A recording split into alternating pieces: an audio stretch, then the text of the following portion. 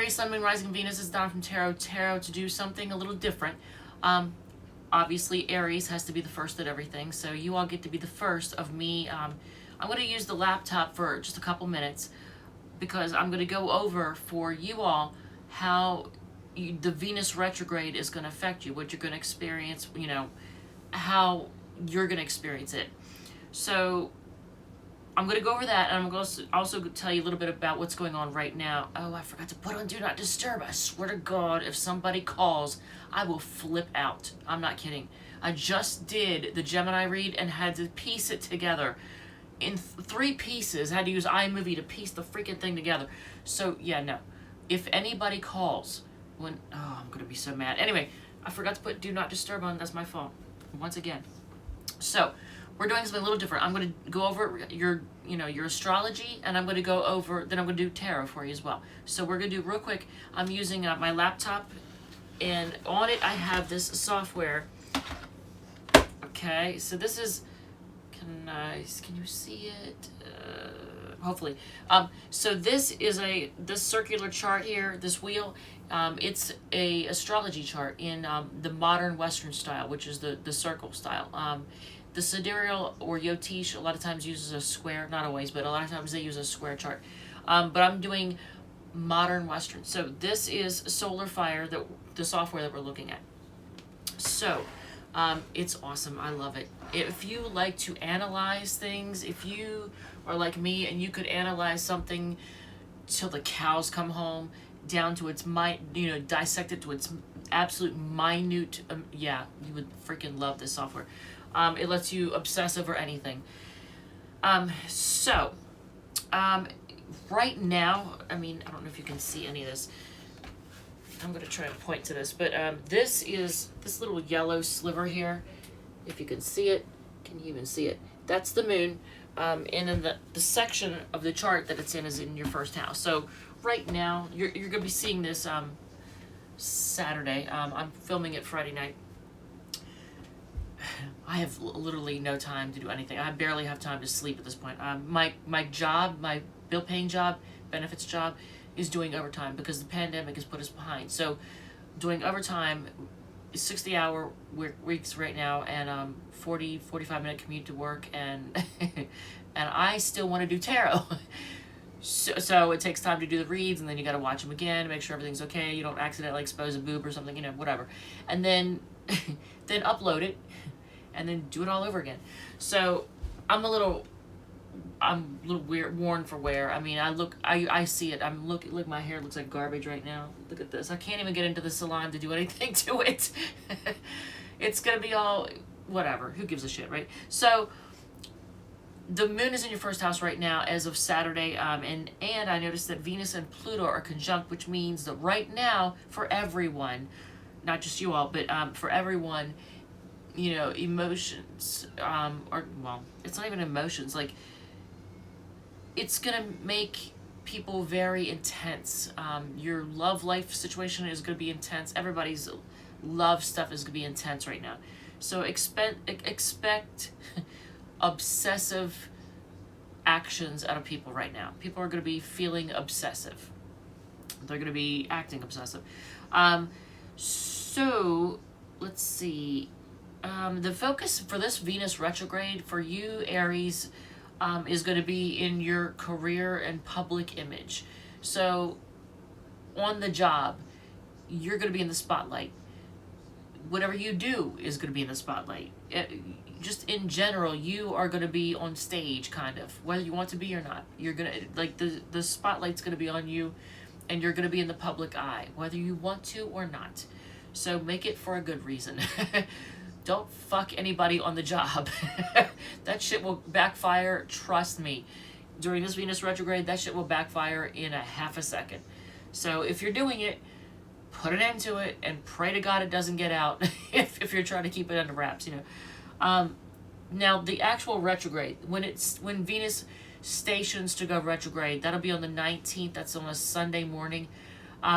And the moon's going to be in your 4th house of home, family, and roots. So, I think that might have something to do, that might show you shades of how you're going to experience this retrograde, because it could be that your home life gets affected somehow by your public image or your career.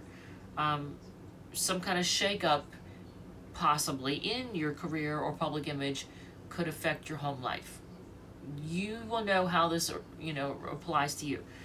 So, right now, the sun, which is like the spotlight, right? The focus is in your ninth house, but it goes on the 21st, the equinox, winter equinox, whatever. It's going to go into your 10th house then. That's what your career and public image. So it goes on the 21st. Because, when the sun enters Capricorn, Capricorn is your 10th house. So, that's going to be the focus. And I almost forgot. So, the end of the year, I noticed this earlier when I was shuffling through and looking at stuff. The end of the year, the December 31st, is going to be, it's going to be on Friday. And, traditionally everybody drinks their face off and parties like a rock star on New Year's Eve. Everybody knows that, at least in the United States. So this year, it happens during a Venus retrograde with the moon in Sagittarius with Mars. So how that's going to play out, most likely people are going to drink even more than normal, do drugs, whatever. They're going to gamble, do all kinds of living it up more than they normally would. But because the moon is with Mars, people are going to be more aggressive and possibly angry. There's going to be more fights. Now, completely random side note, the way the planets are set up for this New Year's Eve is rife for anyone who's a serial killer will be more active. I know that's why don't I scare everybody, right? Let me just scare everyone. But it's true, because I studied serial killers from 2005 to 2008 obsessively, of course. So I learned that, for example, Mercury, with the planet of communication and transportation and thinking, in serial killers' charts, is very often in hard aspect to Pluto, which is obsession. So obsessive thinking, of course. So they fixate, they obsess over something or someone or an idea, and so that's what causes them to, seek out people that they have to end, and Pluto is the planet of death, and what's the biggest it's the planet of transformation. What's the biggest transformation you can go through? Death. All right, so there's that. But I'm bringing this up because you're going to have the Sun, Mercury, Venus, and Pluto all in your 10th house on New Year's Eve. So definitely a lot of focus. Be careful, obviously, who you're around, and I'm not trying to scare anybody, but if there's somebody that acts even a little bit off, pay attention and be on your toes. Don't let anybody that you don't know well and trust mix a drink for you, or go get a drink for you and bring it back to you, because people do dumb shit. You don't know what's going to be in it. So there's that. I'm not trying to scare anybody. I'm just throwing that out there. Now another thing is Jupiter, the planet of luck, enters Pisces, because it's right now it's in Aquarius. It's going to enter Pisces also on the 29th, I think, of the month. So Jupiter, planet of luck and expansion, it expands anything that it touches. So for anybody who is a Pisces rising and doesn't already have weight problems, if you have any Pisces friends, just let them know. You might want to go on a diet. Even if you don't think you need one, start the diet now. Begin now, because starting, January, February, March, they're going to find themselves gaining and expanding. So yeah, tell your Pisces friends to go on a diet now. Let them think you're a psychic. I don't care. Whatever. So let's do some tarot to see what the tarot says about what you're going to experience come through the Venus retrograde, because as I look at it, I can go incrementally. There's December 14th. Starting the 14th, the planet of communication, which is Mercury, enters your 10th house. So you're going to be seen publicly as more talkative, or communicating more. People are going to be communicating more with you. Maybe your words are going to be seen. Your words are going to be seen and heard by more people. So here is. Oh, okay. Let me fix that. All right. So switch it back to days. All right. So let me just see here. The focus. December 21st. Everything, not everything, but a lot is in your 10th house of career and public image. You're in the spotlight. So you'll, of course, if you want to know ahead of time, you're going to be worrying about relationships, your relationship, December 26th. So I don't know what's going to happen on Christmas Day, but the moon, which is what your concerns are going to move into your 7th house of relationships and partnerships on the 26th. And the moon spends 2.5 days in each house in your chart, which makes it gives it a full revolution. It takes a month to go around and come back, right? So it spends 2.5 days in a house. So that means the 26th, 27th, the part of the 28th, you're going to be worried about relationships, your partnerships, and all that stuff. Just throwing it out there now so you know ahead of time. So let's see. Well, there's going to be... Damn it. It keeps... Fuck a duck. All right, there we go. So the new moon, which is new beginnings, there's going to be a new moon, obviously, in your 10th house during this Venus retrograde. And that's January 2nd. So, just be cautious, be careful. Don't do dumb shit. Don't do impulsive dumb shit that's going to cost you your job, cost you a demotion, cost you to lose money, cost you to, take on a bad public image. It's anything that's going to tarnish your image. I'm just throwing that out there because that new moon is in your 10th house. So you want it to be positive, right? So just be aware. And then Mercury goes into your 11th that day. So Mercury, the planet of communication, is going to be more into... the 11th house is friends, groups, associations, hopes, dreams, and wishes. So think groups, friends, groups, and associations. If you belong... Any groups... you belong to, your friendships, any associations you belong to, that's where your communication is going to be. So hopefully people won't be gossiping about you because you've done something fucked up. I'm throwing that out there. I'm not trying to scare anybody. So just be cautious about that. So now Venus, it turns retrograde on the 19th. Pay attention because a lot of times when a planet stations, it really becomes noticeable that day. It really kind of sets things off with a bang. And then it stations again. Jesus, these dogs. I love them. I do. I love them. And then we got Mercury. Shit, we got Mercury retrograde at the same time. So Mercury goes retro also.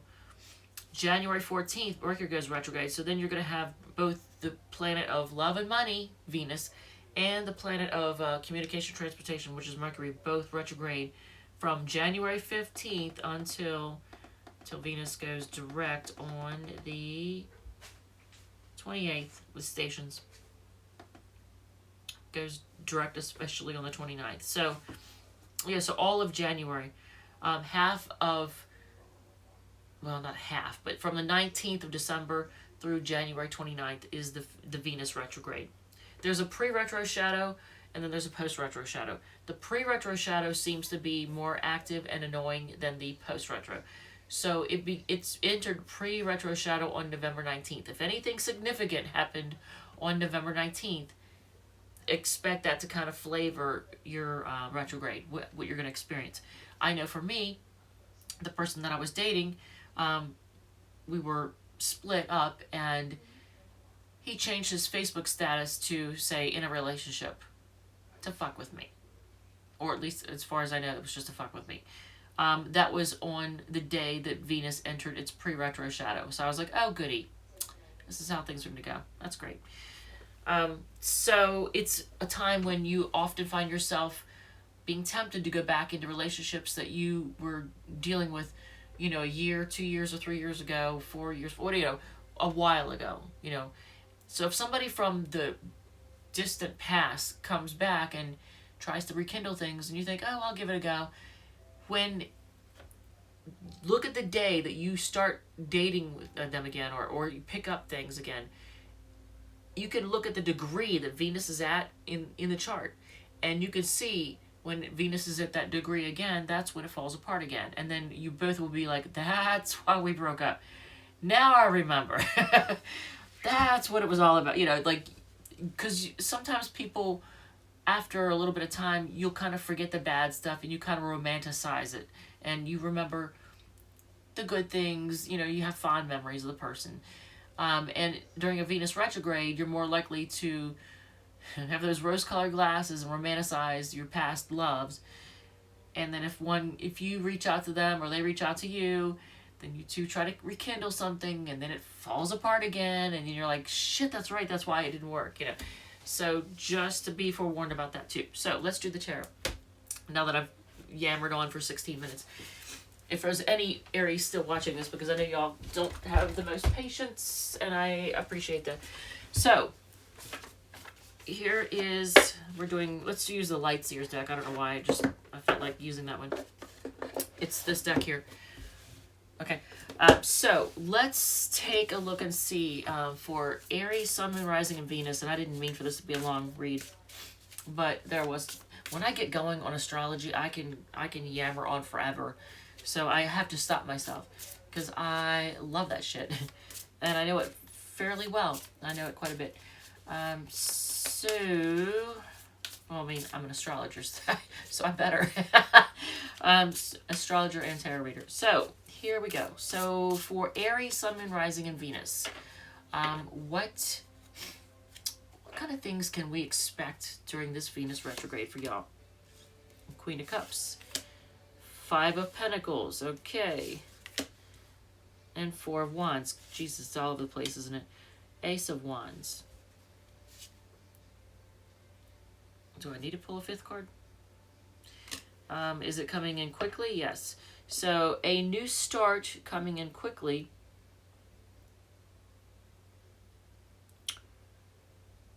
With someone, here's Seven of Wands on the bottom of the deck, but you might be defensive. Or someone's going to stand their ground, I'll put it that way.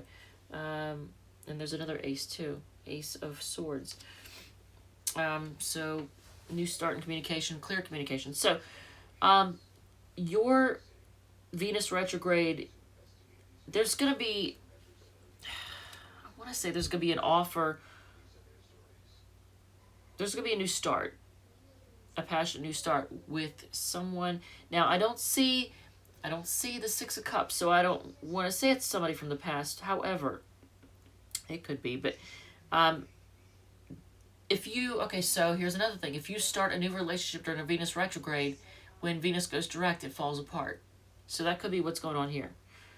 Because it could have the promise of long-term and, you know, commitment, possibly marriage, that kind of thing. But here you have the Five of Pentacles, feeling left out in the cold, feeling poor, and just being sad, just feeling left out. So you go from the Queen of Cups to the Five of Pentacles, the Four of Wands, Ace of Wands, and then this Eight of Wands is telling you that it's going to happen quickly. Whatever it is, it's going to, you know, you could have some kind of whirlwind romance during this Venus retrograde that ends just as quickly as it begins, and it leaves you kind of feeling in the blues. Because this is the Five of Pentacles. Look, does that person look happy? Nope. But however, here's the Queen of Cups, you know, being very loving, just very content, feeling one with the world, you know, that kind of thing. So I would say I like how these two cards are together. I like how it almost looks like you're getting a download from the universe. Look, check this out.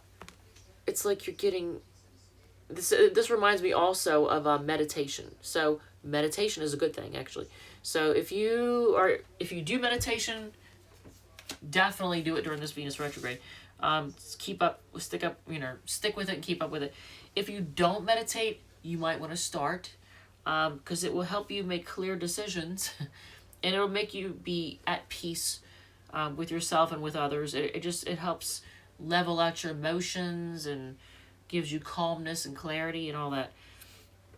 So having the Four of Wands in this spread, this is like a commitment card, though. It's a stability. It's a card of stability. And yet you have the Five of Pentacles right here, right next to it. So let's just do a little bit more clarifying. So let's find out, of the Five of Pentacles, what is the Five of Pentacles about? Let's know more about that. That's a Cancer card, the Chariot, and the Nine of Wands. Someone that you've moved toward, either towards or moved on from, and you're very cautious. What is the Four of Wands? The Six of Wands. And the Death card. So something you felt was very successful ended or greatly transformed. So what is the Ace of Wands? The Three of Pentacles and the Page of Wands.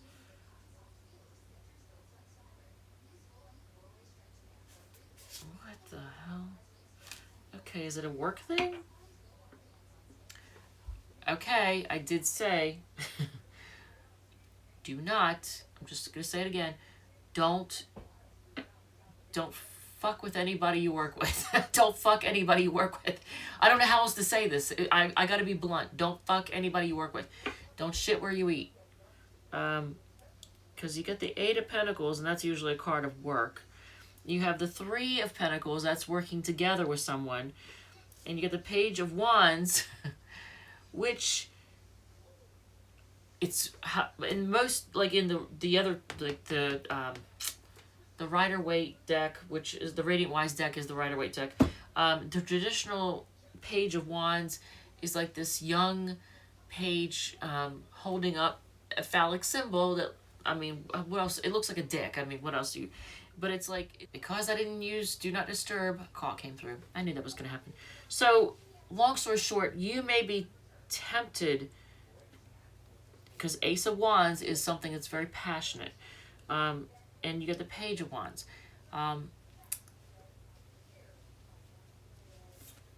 Someone who is, how do I put this? They're young in spirit. Or makes you feel young in spirit, but just playful, happy, someone that you possibly work with. I mean, it looks like this is not going to be everybody, but I'm just saying, and I don't know if, why do I get, even though this is the Page of Wands, I almost get like a feel, I get a Gemini feel off of this card. I'm not kidding. For some reason, I get a Gemini feel off of this card. I don't know why. So, maybe there's a Gemini that you're going to be tempted to mess with, or you might start a fling with. Just don't do it, man. Don't do it. If you don't work currently, then how would that... It's still somebody that somehow it looks like a work thing, or maybe it's, I don't know, man, but it just looks like it looks like somebody you somehow work with, have worked with, do work with, are going to work with. So, and it's gonna be one of those out of nowhere kind of things. Okay, so just be careful. If it's not a person, then it could just be something new starts at work, some kind of new project or something that you can feel very passionate about, and that's fine. That's fine. But as far as messing around with a coworker, definitely not during this Venus retrograde. I would not, because it's in your 10th house. So, Seven of Wands is, this card is the Seven of Wands. Now, in this deck, and she almost looks like she's meditating here too, doesn't she? And she's closing her eyes and closing out the world. So, she's like, I don't see you or any of your bullshit. So, back to the idea of meditating, I would say that is a very, very good idea. It will give you clarity of mind. It is difficult to do. I can tell you right now, I have Mercury in Gemini, which means probably nothing to a lot of people, but Mercury in Gemini and progressed ascendant in Gemini, making it very difficult for me to meditate. I can't shut my mind off or shut it, quiet my mind. It's so difficult. So maybe I should take my own advice and try to meditate during this Venus retrograde. I could try. I've had one really cool experience one time when I was meditating, and I don't know how to explain it. The closest thing I could come to is that I was either having I was starting or getting ready to start having like a download from the universe. That makes sense. Or my spirit was getting ready to be. I was getting ready to be transported. I don't know how else to describe it. There was these rings of light that came down, almost like you would see in some kind of sci-fi movie. I literally saw them coming down around me and connecting together, like they were getting ready to shoot me up somewhere. And I panicked and opened my eyes because I didn't know. It freaked me out. I was like, and I opened my eyes and looked around because I was like, I wasn't ready to be transported anywhere. I was just trying to calm my thoughts. So it freaked me out, and I opened my eyes. But if anybody's ever had that experience and can tell me what that means, what was about to happen, I would appreciate it. I just panicked and thought I was getting ready to get transported out to outer space or something. Or something. I'm not, I guess if that happened to me now, I would be comfortable with it. But at the time, I was, my understanding of the universe and of what other life is out there was different than my understanding is now. So, we are reading for Pisces next. Didn't we just do a Pisces read? We did. So we're going to do Pisces next, and I am going to leave this here because otherwise I'm going to forget. In 6 cards, Donna's Destiny, and this is going to be a long read. I apologize. And that freaking call came through. And if another one comes through before I get done with these Destiny cards, I'm going to snap. I will snap.